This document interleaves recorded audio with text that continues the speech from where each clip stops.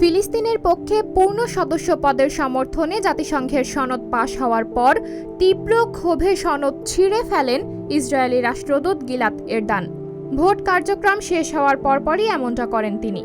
জাতিসংঘ সভায় 193টি সদস্য দেশ ফিলিস্তিনের পাশে দাঁড়িয়ে সদস্য পদের জন্য ভোট দিয়েছে 143টি দেশ। ফিলিস্তিনের বিপক্ষে ভোট হয়েছে মাত্র 9টি। ভোট প্রদানে বিরত থাকেন 25 দেশ। সদস্য পদের সনদ ছিঁড়ে গিলাদ এরদান বলেন, আজকের এই দিনটা অন্যতম কালো দিন হিসাবে লেখা থাকবে। আজকে জাতিসংঘে যে অনৈতিক কাজ হলো, আমি চাই গোটা বিশ্ব তা মনে রাখুক। আমি একটা আয়না দেখাতে চাই আপনাদের। রাষ্ট্রসংঘে সন্ত্রাসবাদের বিরুদ্ধে কথা বলা হয়, কত যুক্তি দেওয়া হয়, কিন্তু আজকে সব মিথ্যা হয়ে গেল।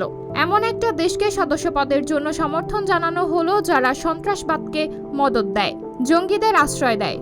সন্ত্রাসবাদ নিয়ে যে সনদ তা আপনারাই আজকে ছিঁড়ে ফেললেন। আমি তারই প্রতিচ্ছবি দেখাচ্ছি আপনাদের। তিনি আরও বলেন, অস্তিত্বহীন দেশের পক্ষে আপনারা ভোট দিলেন। আগামীতে ফিলিস্তিন হামাস জঙ্গিদের রাষ্ট্র হয়ে উঠবে তা আমি নিশ্চিত ভবিষ্যৎ দেখতে পাচ্ছি, এবং হামাসের মাথা ইয়াহিয়া সিনওয়ারকেও অর্থ প্রদান করে জাতিসংঘ। ভোট প্রদানে জাতিসংঘের পূর্ণ সদস্যপদ না পেয়েও অতিরিক্ত সুবিধা, যেমন চলতি বছরের সেপ্টেম্বর থেকে পরিষদের অধিবেশন কক্ষে বাকি সদস্যদের সাথে আসন পাবে ফিলিস্তিন। তবে কোনো প্রস্তাবে ভোট দেওয়ার সুযোগ এখনো পাবে না ফিলিস্তিন। সাবরিনা জলিল, সবার কথা।